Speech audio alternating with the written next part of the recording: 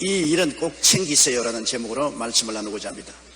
우리가 수일 혹은 수주간 여행을 떠날 때면 반드시 챙겨가야 할 필수품이 있습니다. 저는 평생을 여행하면서 살아오기 때문에 집을 떠날 때 무엇을 반드시 가지고 가야 할 것을 잘 알고 있습니다. 내복은 말할 필요 없고 여름철이라도 따뜻한 속옷은 꼭 준비해야 됩니다. 언제 해외에 가서 추위가 다가올지 모르기 때문인 것입니다. 세수 도구도 챙겨야 하고 비상구급약도 챙겨야 합니다. 외국에 가서 배탈이 나든지 감기가 들리면 약방에 가서 약도 못 사요. 병원에도 못 가요. 챙기고 가야 되는 것입니다. 그 외에도 자잘구레한 것들이 굉장히 많습니다. 이처럼 우리의 매일매일의 인생 여정에도 반드시 기도로 챙겨야만 할 일들이 많이 있습니다. 종교개혁자 마르틴 루터는 밤에 잠자리에 들기 전에 오늘 지은 모든 죄를 용서해 주어서라고 기도하고 아침에 일어나서는 오늘 시험에 들지 말게 하옵시고 악에서 구하옵소서라는 기도를 반드시 했습니다. 우리가 하루하루를 살아가는 동안에 반드시 하나님께 기도하고 마음을 가다듬어야 될 것은 시험에 들지 말게 하옵시고 다만 악에서 구하옵소서, 이 기도를 챙겨야 되는 것입니다. 저는 매일같이 아침에 눈을 뜨면 제일 먼저 드리는 기도가 오늘 또 시험에 들지 말게 하옵시고 다만 악에서 구하여 주시옵소서 하는 이 기도인 것입니다. 첫째로 하루를 시작하기 전에 챙겨야 할 기도는 시험에 들게 하지 마옵소서라는 기도인 것입니다. 우리가 세상에 살 동안 하찮은 시험도 있고 큰 시험도 있습니다. 하찮은 시험 중에는 부부싸움도 있고 이웃과 시비에 걸리는 것도 있고 평지 부상을 당하는 데도 있고 가벼운 자동차 사고 좀도둑 같은 일을 당할 때도 있습니다. 조그마한 시험이지만은 그것이 큰 고통이 될 수도 있는 것입니다. 적은 시험이라고 해서 무시하시면 안 됩니다. 그렇기 때문에 적은 시험도 들지 말아야 됩니다. 그런데 가만히 있다고 시험이 안 다가오는 것이 아닙니다. 반드시 주님께 기도해야만 되는 것입니다. 성경에 너희가 없는 것은 구하지 아니함이라고 말씀하고 있는 것입니다. 구해야 주님이 응답하시지 구하지 않은 것 주님이 응답하지 않는다는 것을 여러분 명심해야 되는 것입니다. 이 세상에 살면서 또 큰 시험도 있어요. 불시에 천재지변을 당하는 것입니다. 불이 난다든지 쓰나미나 카타리나 같은 홍수가 일어난다든지 지진이 일어나고 대형 자동차 사고가 일어나고 비행기 사고 막대한 재산 피해 등이 일어날 수 있습니다. 이러한 일을 당하고 난 다음에 통구하고 울면 얼마나 손실이 많습니까? 이러한 큰 시험을 당하기 전에 하나님 앞에 미리 막아달라고 늘 부르짖어 기도해야만 되는 것입니다. 요즘 들어 세계 곳곳에서 천재지변으로 인한 자연재앙이 속출하고 있습니다. 먼저 지진을 보면 최근 몇 년 사이에 이탈리아의 시칠리아 섬, 미국의 알래스카, 파키스탄 북부 지역과 인도네시아 수마트라 섬에서 계속적인 강진이 일어나고 있습니다. 우리나라도 우리가 알지 못하는 사이에 종종 많은 조그마한 지진들이 일어나서 집이 흔들리고 빌딩이 흔들리는 격이 있습니다. 여기에 지구온난화와 엘니뇨 현상으로 지구의 평균 기온이 올라갔습니다. 이 때문에 폭우와 홍수, 가뭄, 한파, 폭염 등의 피해가 날로 증가하고 있습니다. 인도 동부에서는 올 여름 평균 기온이 37.3도까지 올라가서 300여 명이 더위에 죽었습니다. 파키스탄은 최고 49도를 기록했습니다. 유럽도 마찬가지입니다. 프랑스, 스페인에서는 유례없는 무더위로 사망자가 발생했고 프랑스는 주민들에게 시원한 곳으로 대피하라는 대피 명령조차 내린 적이 있습니다. 태풍 피해도 막대합니다. 얼마 전 미국의 태풍 카트리나로 한 도시가 사라졌습니다. 소돔과 고모라가 불과 여왕의 세례를 받고 사라진 것처럼 뉴올리안스라는 거대하고 아름다운 도시가 순식간에 사라져버렸습니다. 지금 또한 거대한 태풍 리타가 미국 남부를 강타하고 있습니다. 우리나라도 올해 태풍 나비로 경상도 지역이 큰 피해를 입은 것을 알고 있습니다. 이런 자연재해뿐 아닙니다. 각처에서 테러와 전쟁으로 인해 많은 사람들이 피해를 당하고 있습니다. 2001년 9월 11일 미국의 쌍둥이 빌딩이 테러로 무너져서 수많은 사람들이 희생되었고 이어진 이라크 전쟁으로 수많은 사람들이 희생되었습니다. 학자와 평화운동가 등으로 구성된 이라크 보디 카운트와 옥스퍼드 리서치 그룹의 발표에 따르면 지난 2003년 미국의 이라크 침공 이후 사망한 이라크 민간인이 2만 5천 명, 부상당한 이라크 민간인이 4만 2,500명에 달한다고 발표하고 있습니다. 우리가 살고 있는 이 세상은 하찮은 시험으로부터 시작해서 거대한 자연재해와 전쟁과 테러의 시험까지 수많은 시험이 타고 있습니다. 그러므로 오늘 하루에도 어떠한 일이 일어날지 알 수가 없어요. 항상 우리 앞에 위험이 도사리고 있습니다. 그렇기 때문에 우리는 매일 그날을 시작할 때 천지와 만물을 지으시고 전지 전능 무소부지하신 하나님께 오늘 또 시험에 들지 말게 해달라고 기도를 드려야만 되는 것입니다. 저는 시편 91편으로 매일 수차 시험에 들지 않게 해달라고 기도를 드립니다. 시편 91편 2절로 3절에 보면 하나님은 나의 피난처요 나의 요새요 나의 의리하는 하나님이라 하리니 제가 너를 새 사냥꾼의 올무에서와 극한 연병에서 건지시리이다. 얼마나 좋은 약속인 것입니까? 저는 이 성경을 통해서 기도할 때마다 마음이 뜨거워지는 것입니다. 주께서 새 사냥꾼의 올무에서와 극한 연병에서 건져주시겠다. 이 얼마나 좋은 약속입니까?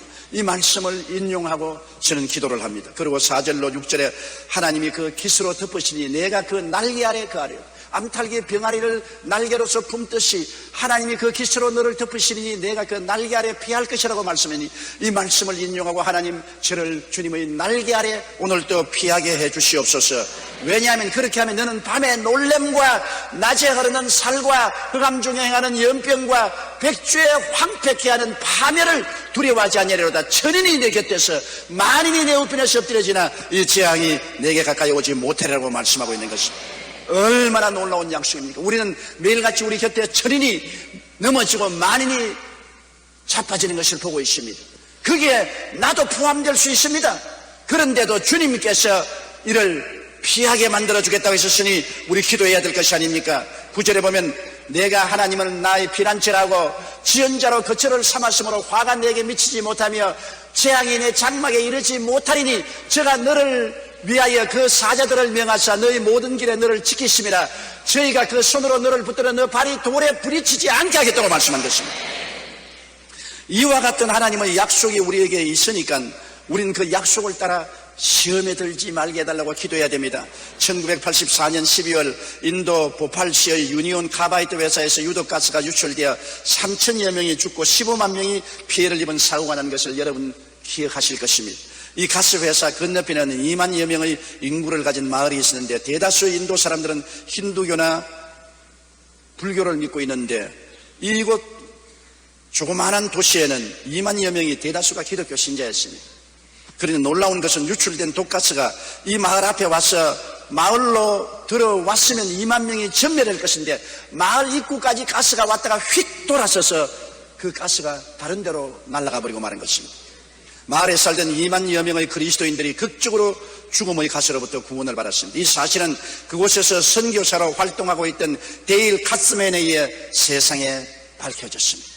하나님은 우리를 구원하시는 하나님이십니다. 그렇기 때문에 우리는 낮에 흐르는 살과 흑암 중에 행하는 연병과 백주에 황폐케 하는 파멸을 두려워하지 않을 수 있습니다. 그것은 오직 기도할 때만 그렇습니다. 기도는 하나님의 전능의 손을 움직이기 때문인 것입니다. 그렇기 때문에 성경에는 무엇인지 내 이름으로 내게 구하면 내가 시행하리라고 말씀하셨으며 우리가 주께 부르시면 우리가 알지 못하는 크고 비밀한 일을 하나님이 보여주시겠다고 약속하신 것입니다. 둘째로 우리가 기도해야 될 것은 다만 악에서 구하옵소서. 악은 악한 마귀를 떠나는 것입니다. 마귀는 우는 사자같이 두루다니며 삼킬 자를 찾고 있는 것입니다. 한시도 우리에게 눈을 떼지 않고 따라다니고 있는 것입니다.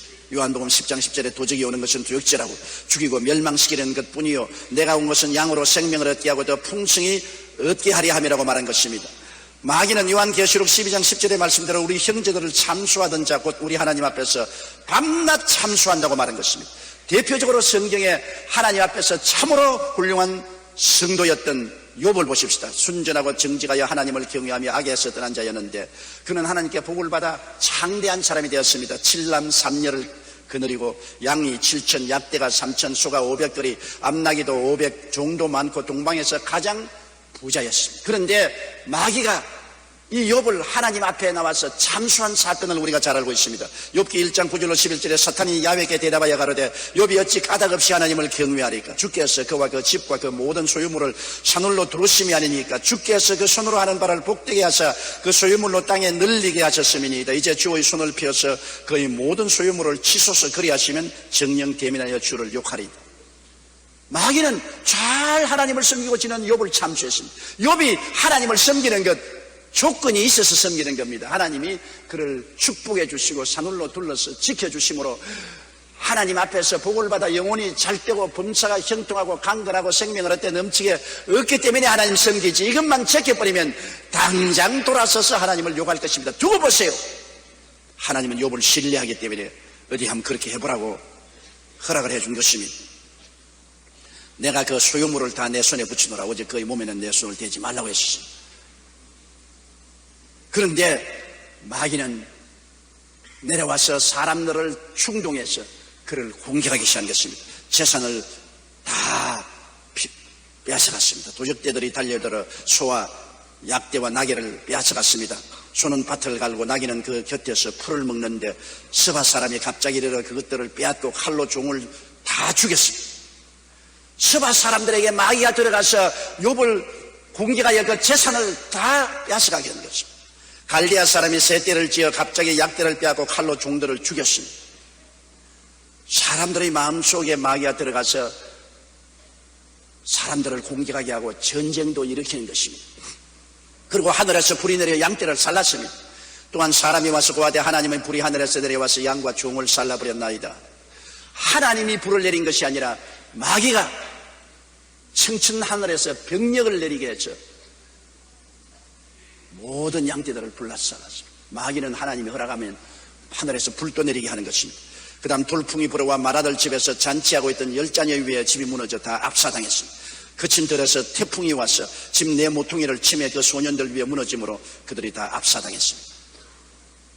그리고 난 다음에 최후로 욥의 몸에 손을 대으면 욥이 하나님을 욕할 것이라고 주장을 해서 욥을 치도록 하나님이 허락해 주셨습니다. 욥기 2장 5절 8절에 보면 이제 주의 손을 펴서 그의 뼈와 살을 치소서 그리하시면 정령 대면하여 주를 욕하리이다. 야훼께서 사단에게 이르시되 내가 그를 내 손에 붙이노라. 오직 그의 생명은 해하지 말지니라. 사단이 야훼 앞에서 물러가서 욥을 쳐서 그 발바닥에서 정수리까지 악창이 나게 한지라.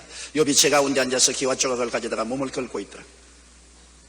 마귀가 욥을 쳐서 머리끝부터 발끝까지 악창이 나게 하는 것입니다. 병은 거의 대다수 다 마귀가 와서 치고 억압해서 병이 되는 것입니다. 예수님께서도 병자를 고칠 때 마귀에게 눌린 모든 자를 고치셨다고 말씀하셨습니다.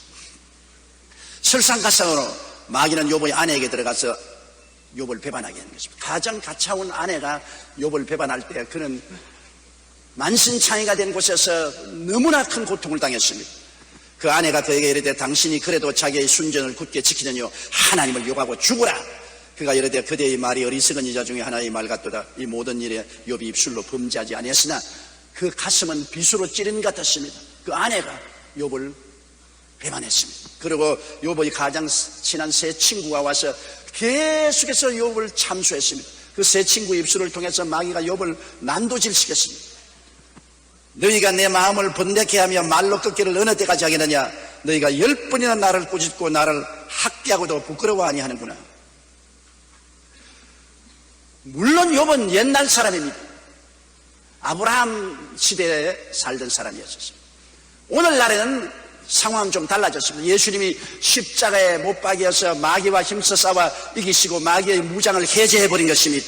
옛날에 마귀가 무시무시한 권세와 능력으로 휘두르던 때와는 좀 달라졌습니다. 이제는 십자가에서 예수님이 그 보혈의 능력으로 마귀의 무장을 해제했으나 아직 쫓겨나지는 않았습니다. 그러므로 마귀는 지금도 참수하고 우리를 도적질하고 죽이고 멸망시키려고 하고 있지만은 그 무장은 해제되었으므로 우리가 진리를 알지니 진리가 너희를 자유케 하리라고 이 지식을 알고 마귀를 대적해야만 되는 것입니다. 예수님이 우리에게 주신 권세는 누가복음 10장 19절에 있습니다. 내가 너희에게 뱀과 쟁가를 밟으며 원수의 모든 능력을 제어할 권세를 주었으니 너희를 해할 자가 결단코 없으리라. 우리가 올바르게 알고 기도하고 예수님의 보혈 아래 있으면 우리를 마귀가 해하지 못합니다. 우리는 하나님의 자녀가 된 신분을 가지고 있습니다. 요한복음 1장 12절에 말씀한 대로 영접하는 자 곧 그 이름을 믿는 자들에게는 하나님의 자녀가 되는 권세를 주었습니다. 그러므로 우리는 자녀된 신분을 가지고 이제는 예수 그리스도 이름으로 마귀를 대적할 수가 있게 된 것입니다. 저는 유럽 선교에서 봉사하고 계신 임춘자 권사님의 간증을 읽고 굉장히 감동을 했습니다. 야, 임춘자 권사님이 과연 교회에서 제 설교를 듣고 올바로 깨달았구나. 굉장히 제게도 용기가 되었었습니다. 권사님은 오래전부터 소화가 안 되고 가끔 배가 아팠는데 날이 갈수록 배가 점점 더 아파오면서 체중도 줄어들고 혈변까지 나왔습니다. 종합병원에서 검사를 받은 결과 장암이었습니다. 의사 선생님은 암이 벌써 많이 진행되었기 때문에 수술해도 완치하기 어렵지만 한번 수술이나 해보자고 했습니다. 권사님은 속으로 하나님 앞에서 암은 불법 주차라고 생각하고 수술을 거절한 후 집에 와서 하나님께 간절히 회개하며 기도하기 시작했습니다. 그러나 주기적으로 다가오는 복통은 견디기 힘들 만큼 괴로웠습니다. 그럴 때마다 그는 이사야 53장 5절 그가 채찍에 맞음으로 우리가 나음을 입었다는 말씀을 기억하고 그 말씀하에 서서 원수암은 물러가라. 너희 원수암은 불법 주차다. 너는 내게 있을 권리가 없다. 예수님의 은혜로 나는 이미 나은 사람이다. 이 병은 거짓되고 헛된 것이다. 그는 예수 그리스도의 대수의 은혜를 올바르게 알고 굳세게 마귀에게 저항했습니다. 그리고 난 다음 수요 예배 때 제 사무실에 와서 제게 안수 기도를 받았습니다. 저는 그게 안수하고 장암 덩어리는 묶임을 놓고 물러가라고 외쳤습니다. 그런데 그 순간에 권사님의 눈앞에 환상이 나타났었습니다. 장 속에 깊이 박혀있던 주먹만한 크기의 까맣게 썩은 고기가 암덩어리가 그만 흐물흐물해지더니 까만 연기가 되어서 싹 사라져버리고 마음에 놀라운 평안이 다가오는 환상을 그 순간적으로 마음속에 보았습니다. 그때로부터 그렇게 고통스럽던 통증이 밧줄 풀리듯이 풀리더니 그 길로 암이 사라지고 병원에 가서 조사해보니까 의사가 머리를 쓸레쓸레 흔듭니다. 어떻게 해서 무슨 약을 먹었기에 깜짝같이 암이 사라졌느냐고. 마귀가 한 길로 왔다가 7길로 도망을 치고 말입니다. 이 권사님 진리를 올바르게 깨달은 것입니다. 예수님이 2000년 전에 이미 우리 병을 짊어지고 가시기 때문에 법적으로는 2000년 전부터 이미 고침을 받은 것입니다. 암은 마귀의 불법 주차입니다. 합법적이 아닙니다. 불법입니다. 그 불법에 대해서 권사님은 알고 계속해서 대적을 했습니다. 마귀를 대적하라. 제가 너를 피하리라고 성경은 말하고 있는 것입니다. 우리는 하나님의 자녀입니다. 자녀의 신분을 가졌기 때문에 하나님께서는 우리가 원수 마귀를 정복할 수 있는 권세를 주셨습니다. 이 권세를 가지고 마귀를 대적하면 마귀는 최종적으로 떠나갈 수밖에 없습니다. 그렇기 때문에 우리는 강하고 담대하게 마귀를 대적해야만 되는 것입니다. 오늘 너무나 많은 성도들이 마귀를 대적하지 않고 마귀의 공격을 그대로 받아들이고 굴복하는 것입니다. 마가복음 16장 11절에 믿는 자들에게 이런 표적이 따르리니 제가 내 이름으로 귀신을 쫓아내며 그렇게 말씀합니다. 쫓아내야 돼요. 하나님이 마귀를 무장해제해버렸었으나 쫓아내는 권세는 우리에게 주셨습니다. 내가 너를 위해서 대신 쫓아내주겠다고 말씀하지 않았습니다. 너희가 쫓아내라. 우리의 집에 강도와 도적 같은 마귀가 들어오면 우리가 쫓아내야 되는 것입니다. 쫓아달라고 하나님께 부르셔서는 안 됩니다. 이미 하나님은 쫓아낼 권세를 주셨는데요, 우리가 예수 이름과 그 보혈을 의지하고 쫓아내야 되는 것입니다. 에베소 6장 11절로 12절에 마귀의 괴계를 능히 대적하기 위하여 하나님의 전신갑주를 입어라. 우리의 씨름은 혈과 육에 대한 것이 아니요 정사와 권세와 이 어두움의 세상 주관자들과 하늘에 있는 악의 영들에게 대함이라고 말씀한 것입니다. 저는 인도네시아 수마트라 섬에 복음을 전하는 선교사님의 이야기를 들은 적이 있습니다.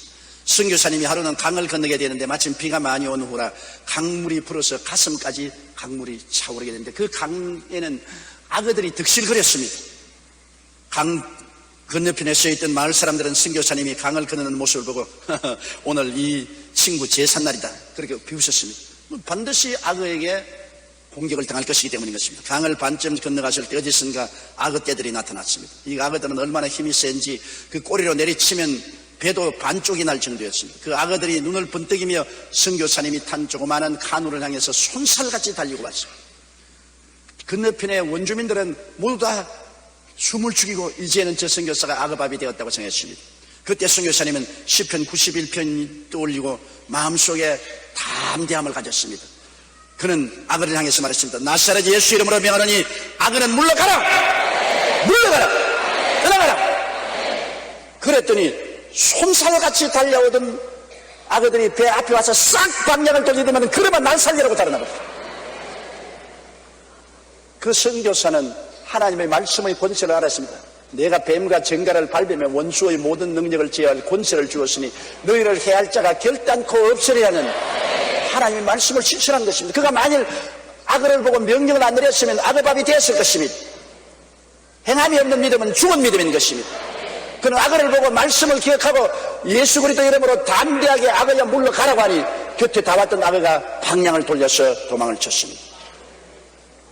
이 모습을 지켜보는 그 지역 주민들이 아니 저 사람이 믿는 신이 누구의 악어에게 명령을 한 자 그대로 순종하는가 하며 크게 놀랐습니다. 그리고 그 강을 건너가니 많은 원주민들이 무릎을 꿇고 엎드려서 회개하고 예수를 믿고 이 선교사님에게 안수받기를 원했었습니다. 하나님께서는 우리가 사자와 독사를 밟으며 뱀과 쟁가를 발로 누를 것을 이미 약속해 주셨습니다. 믿는 자는 믿음을 실천하면 하나님의 보호를 받을 수가 있기 때문인 것입니다. 그렇기 때문에 여러분 우리는 매일같이 악한 원수 마귀를 명령해야 됩니다. 하나님 아버지 예수님의 보혈로 오늘 또 나를 덮어주시옵소서. 나의 주위에 맴도는 원수 마귀야 오늘 나사렛 예수 이름으로 명하노니 내게서 떠나가라. 물러가라. 하루를 시작하기 전에 반드시 챙겨야 할 기도인 것입니다. 예수님의 보혈로 덮어달라고 기도하시고 보혈이 함께 해달라고 기도하고 마귀를 물리쳐야 됩니다. 마귀는 그리스도의 보혈을 보면 지나가는 것입니다. 보혈을 보고는 견딜 수가 없는 것입니다. 셋째로 우리가 기도를 챙겨야 할 것은 하나님 앞에 징계를 받지 않게 하여 주시옵소서. 히브리서 12장 5절로 6절에 또 아들들에게 권한같이 너희에게 권면하신 말씀을 잊었도다. 일렀으되 내 아들아 주의 징계하심을 경히 여기지 말며 그에게 꾸지람을 받을 때 낙심하지 말라. 주께서 그 사랑하시는 자를 징계하시고 그의 받으시는 아들마다 채찍질하심이라 하셨으니 하나님이 버린 자는 징계하지 않습니다. 그러나 내 자식은 징계하지요. 여러분 길거리를 걸어가다가 애들이 물웅둥이에서 온몸에 물을 덮어쓰고 장난을 하면 모르는 애들이 하는데 여러분 그 자리에 서서 징계합니까? 꾸짖습니까? 지나가죠. 그러나 내 자식이 그 물구덩이에 들어가서 물장난을 하고 새카맣게 흙탕물을 덮어쓰고 있으면 뭐라고 했습니까? 끄집어내서 엉덩짜기를 때리고 야 이놈아 이 옷을 입고 이 물속에 들어가서 장난하면 어떻게 하느냐? 징계하게 되는 것입니다. 남은 징계 안 해도 내 자식은 징계합니다. 하나님께서는 우리를 하나님의 자녀로 불렀기 때문에 징계하는 것입니다. 나는 미국의 뉴올리언스 한 도시가 사라진 것을 보고 깊이 생각했습니다. 여러분 한 도시가 순식간에 사라졌습니다. 어떻게 해서 도시가 사라질 만한 일이 일어날 수가 있는 것입니까? 소돔과 고모라라는 두 도시도 옛날에 순식간에 사라졌습니다. 그것은 미국이 청교도 신앙에서 떠났기 때문인 것입니다. 미국이 하나님을 사랑하고 하나님을 섬기는 나라로 하나님이 세워놓아서 하나님의 사랑하는 자식입니다. 미국을 통해서 온 세계가 자유와 민주를 보존하고 온 천하에 복음이 증거되고 오늘날 전 세계에서 가장 많은 선교사를 보내고 있습니다. 그런데 점점 세속화하니까 하나님께서 회개하라고 채찍을 때리는 것입니다. 그러지 않고야 한 도시가 사라지는 그러한 참사가 생겨날 수가 없는 것입니다. 회개하라는 것입니다. 그러므로 우리는 항상 우리의 삶 속에 하나님이 회개하라고 채찍을 때리기 전에 돌이켜야 되는 것입니다. 우리의 양심의 소리에 귀를 기울여야 되는 것입니다. 베드로전서 3장 16절에 선한 양심을 가지라. 이는 그리스도 안에 있는 너희의 선행을 요구하는 자들로 그 비방하는 일에 부끄러움을 당하게 하려 함이라. 하나님은 우리 양심을 통해서 우리에게 말씀한 것입니다. 디모데전서 1장 19절에도 믿음과 착한 양심을 가지라고 말했습니다. 어떤 이들이 양심을 버렸고 그 믿음에 관하여는 파선하였다고 말하고 있는 것입니다. 메인 박사의 일기에 보면 이런 내용이 나옵니다. 1시간의 즐거움을 맛보리거든 맛 좋은 음식을 먹어라. 2-3시간을 즐겁게 보내고 싶으면 영화관에 가서 영화를 보라. 4-5일을 즐기려면 마음에 맞는 사람과 여행을 하라. 한 달쯤 즐겁게 살려면 새 차를 사라. 1년쯤 행복하게 살고 싶으면 집을 새로 지어라. 그러나 일생을 행복하게 보내고 싶으면 언제나 양심의 소리에 따라 정직하게 살아라고 말하고 있는 것입니다. 양심은 하나님께서 우리에게 말씀하시는 통로가 되는 것입니다.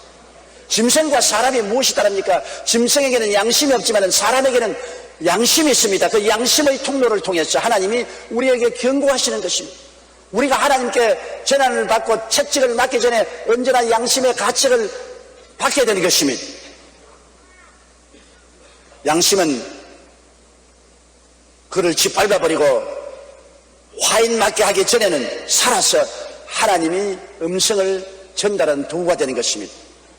그리고 하나님의 성령이 우리와 같이 계시므로 성령의 꾸짖으심을 우리가 듣고 돌이켜야 되는 것입니다. 신명기 8장 5절 6절에 너는 사람이 그 아들을 징계함같이 내 하나님 야훼께서 너를 징계하시는 줄을 마음에 생각하고 내 하나님 야훼의 명령을 지켜 그 도를 행하며 그를 경외하라. 하나님은 아들을 받듯이 징계하시기 때문에 징계하기 전에 반드시 양심을 통해서 그다음 성령의 음성을 통해서 우리에게 경고하시는 것입니다. 그때 우리가 돌이켜야 되는 것입니다. 시편 16편 7절에 나를 훈계하신 야훼를 송축할지라 밤마다 내 심장이 나를 교훈한다고 말했습니다.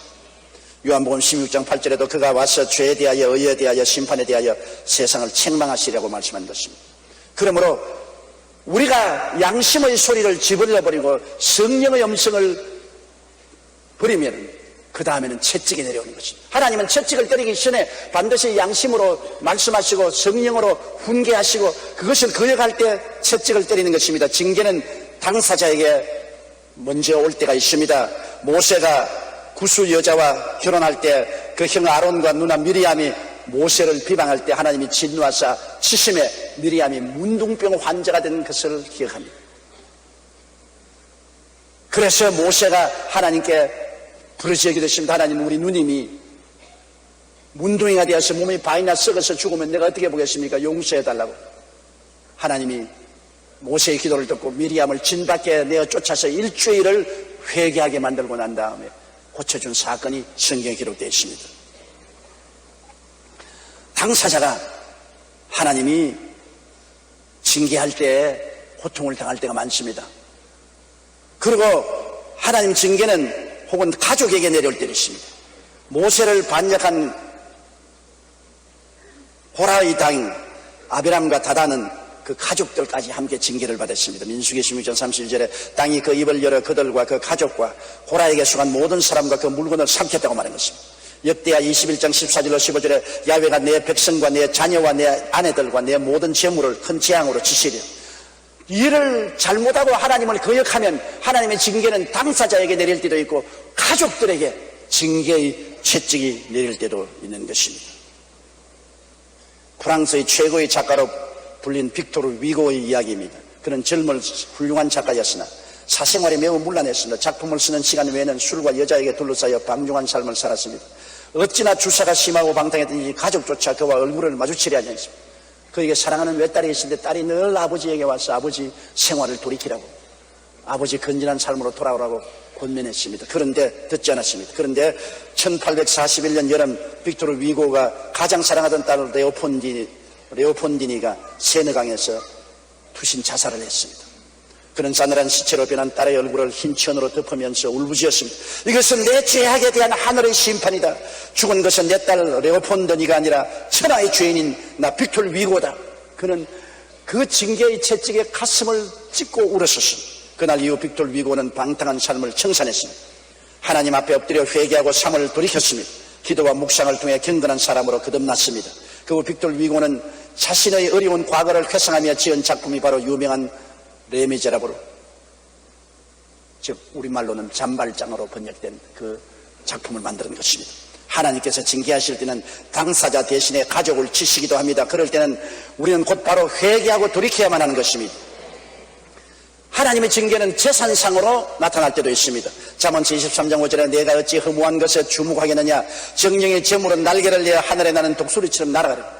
하나님이 복을 주어야 진실한 복이지 하루아침에 재산이 물거품처럼 사라지게 되는 거죠. 하나님 징계는 재산에 내릴 수도 있습니다. 사업도 하나님이 징계하시면 순식간에 무너집니다. 신명기 28장 20절에 내가 악을 행하여 그를 잊음으로 내 손으로 하는 모든 일에 야훼께서 저주와 공구와 견책을 내리사 망하며 속히 파멸케 하실 것이라고 말씀한 것입니다. 그러므로 우리는 징계받을 때 신속히 회개하고 돌이켜야 됩니다. 매일 기도할 때 하나님 징계를 받지 않도록 양심의 소리를 듣게 하여 주시옵시고 성령의 음성을 순종하게 하여 주시옵소서. 징계의 채찍이 내리거들랑 신속히 하나님께 나와서 무릎을 꿇고 통회하고 자복하고 회개해야 되는 것입니다. 잠언서 1장 23절과 33절에 나의 책망을 듣고 돌이키라. 오직 나를 듣는 자는 안전히 살며 재앙의 두려움이 없이 평안하리라고 말씀한 것입니다. 히브리서 11장 11절에 무릇 징계가 당시에는 즐거워 보이지 않고 슬퍼 보이나 후에 그로 말미암아 연단한 자에게는 평강한 열매를 맺나니라고 말하는 것입니다. 회개하면 하나님께서 징계를 그치시고 오히려 평강을 허락하여 주시는 것입니다.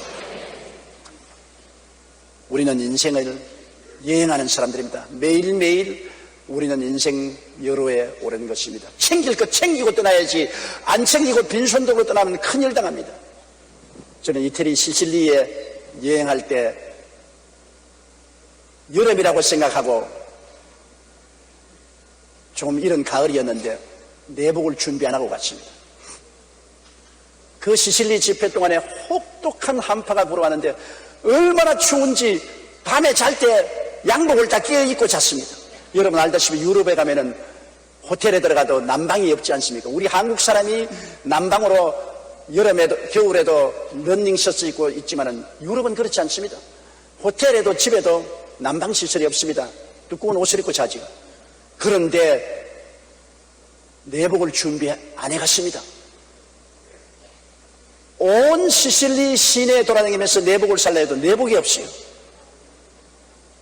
그래서 할 수 없이 나중에 뭘 사봤느냐, 여성들이 신는 긴 양말 팬티를 샀습니다.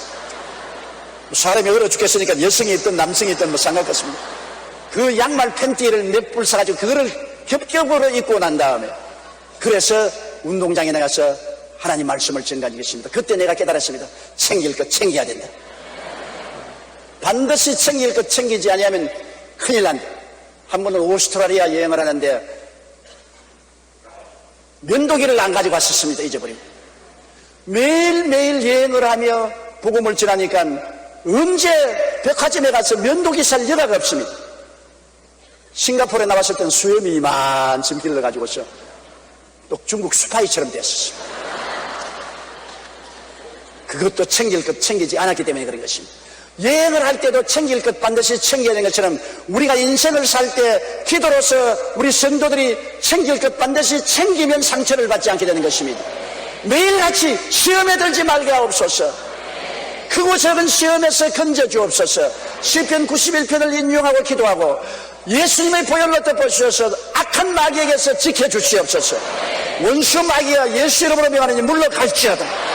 하나님 아버지 양심이 무디어지지 않게 하여 주시옵시고 성령님의 음성에 귀를 기울이므로 하나님 앞에 징계를 받지 않고 살게 하여 주시옵소서. 이 기도는 꼭 챙기고 지나가야만 되는 것입니다. 그렇게 하면 여러분이 인생을 평안하게 여행하시고 주님 앞에 당당하게 설 수 있게 되실 것입니다. 다 같이 고개시어 기도드리겠습니다. 사랑이 많으신 우리 하나님 아버지요, 우리는 다 행인과 나그네와 같이 이 세상을 살아가고 있습니다. 그동안에 우리가 챙기지 못해서 당하는 고통이 많습니다. 하나님이 우리에게 은혜를 주셨는데도 불구하고 우리 스스로가 알지 못함으로 누리지 못할 때가 얼마나 많습니다. 내 아버지 하나님이시여, 그러므로 주님께서 우리에게 매일 기도하는 주기도문 중에 마지막 가장 중요한 시험에 들지 말게 하옵시고 다만 악에서 구하옵소서라는 기도를 늘 하게 도와주시옵소서. 시험에 들지 않게 하여 주시옵시고 보혈로 덮어주셔서 악한 마귀에게 점령당하지 말게 도와주시옵시고 상처 입지 말게 도와주시옵소서. 양심을 늘 깨끗게 해주시옵소서. 양심의 음성과 성령님의 음성에 귀를 기울이고 하나님께 꾸중 듣지 않게 하여 주시옵소서. 예수님 이름으로 기도드리옵나이다.